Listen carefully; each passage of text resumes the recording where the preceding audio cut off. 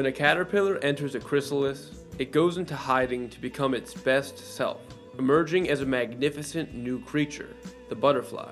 But what happens when a butterfly goes through that same process? Ishmael Butler spent the first stage of his career perfecting jazz rap as the frontman of the legendary 90s group Diggable Planets under the name Butterfly. But after his time as Butterfly was over, he went into a chrysalis of his own to evolve into his new self, a magnificent fresh act that would blend hip-hop with cosmic jazz and intergalactic funk, known as Shabazz Palaces. Ishmael Butler may not be a name that many are familiar with, but his career is one that deserves to be studied and celebrated. Ishmael Butler has never been your typical rap cat. He was born in Seattle and split time growing up between Seattle and New York.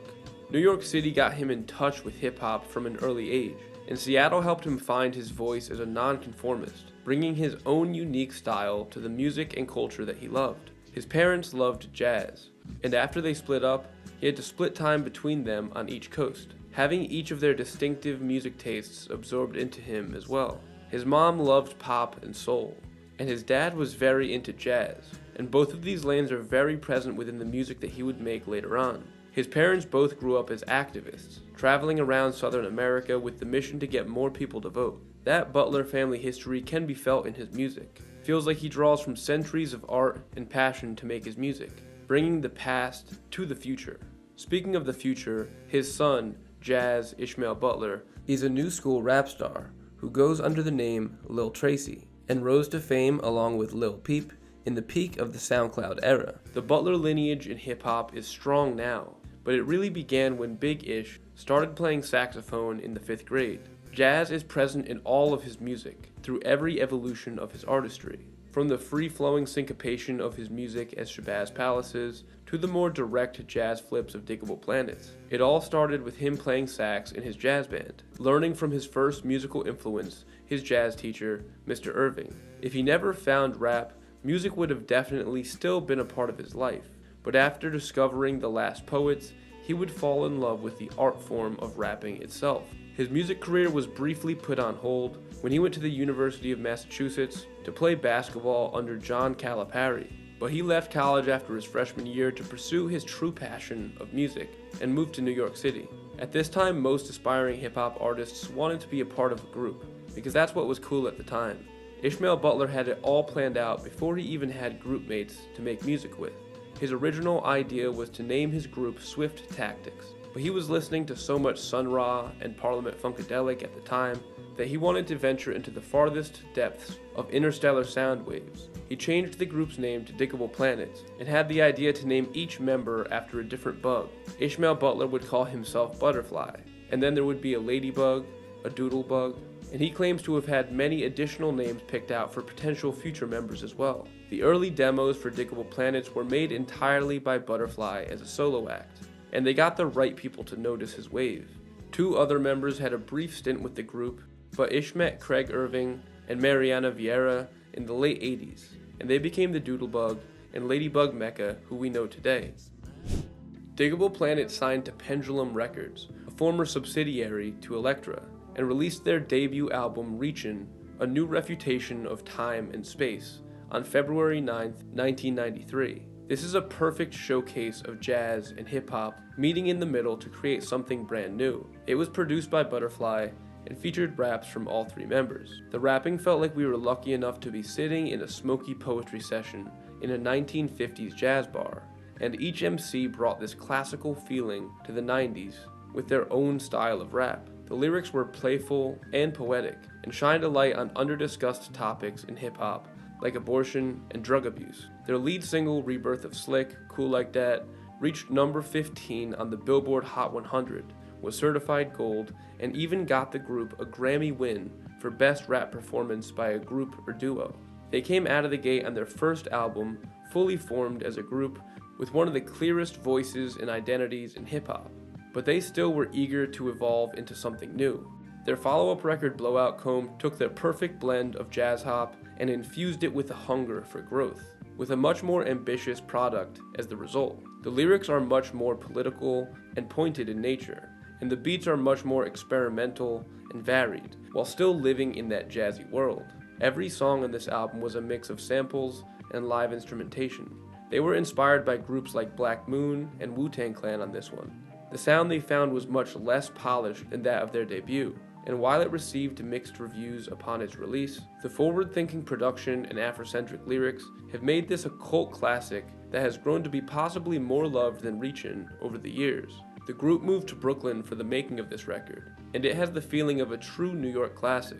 On Blowout Comb, the group was already feeling like their brand and image had gotten away from them. The insect names and imagery they used on their first record had lost the plot of their original intention, so here they just went by the names Ish, Mecca, and Sino.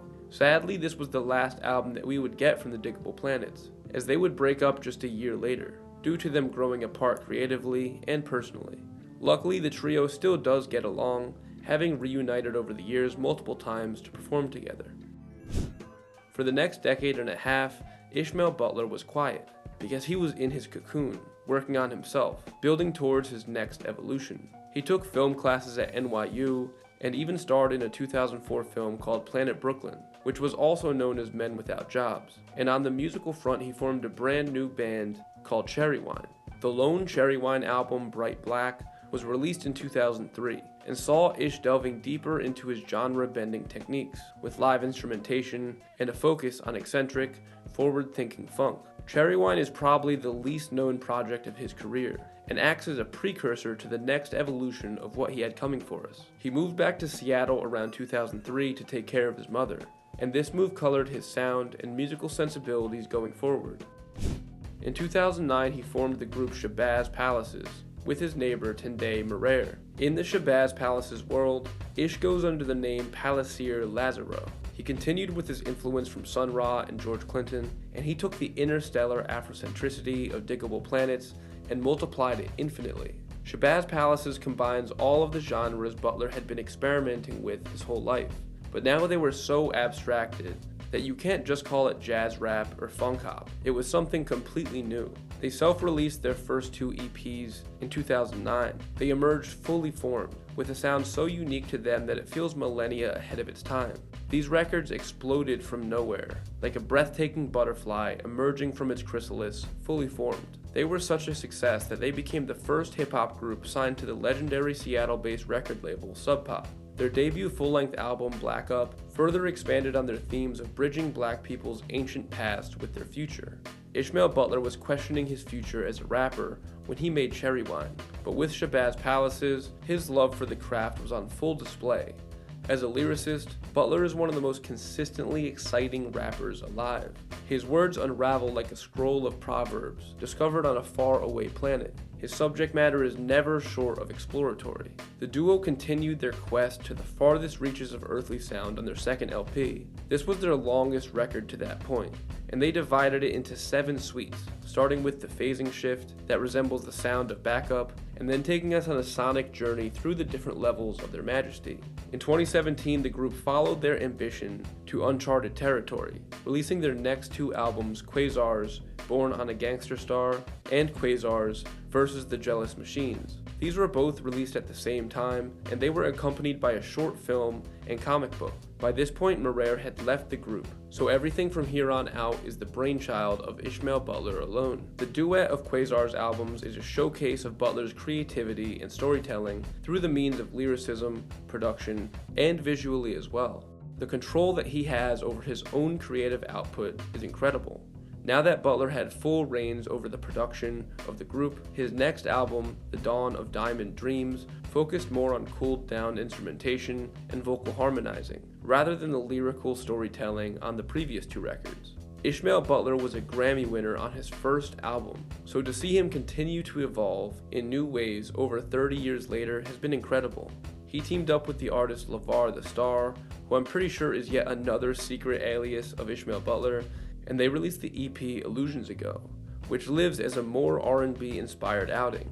Then later that year he made Robed in Rareness. With features on 6 of the 7 songs, Ishmael Butler ventures into many different directions of artistic expression while filtering it all through the interplanetary avant-garde lens of Shabazz Palaces. Most recently, Shabazz Palaces released Exotic Birds of Prey last March, an album that feels more spaced out and stripped down than anything he has produced in the past. It's truly remarkable that after 35 years, Ishmael Butler is still finding new ways to evolve his sound and make things that I have never heard anyone else do before. If a caterpillar turns into a butterfly, and a butterfly turns into Shabazz palaces, then I can't wait to see what the next evolution of Ishmael Butler will be. Thank you for watching, everybody. Ishmael Butler has had one of those careers that I've just been dying to cover on the channel for so many years now. Keep letting me know down in the comments who else do you want to see me make a video on later this year. Also, if you want to vote on my future video topics, head over to patreon.com/DefGoldblum, where every month my patrons are able to vote on one of my upcoming videos. Thank you, as always, to all of my patrons and all of my supporters, all the people who have ever copped a Def magazine, and everybody who watches my videos at all. You all mean the world to me, so thank you all so much. As always, I got a ton headed your way, so stay tuned, stay safe, and stay Def. Thanks for watching.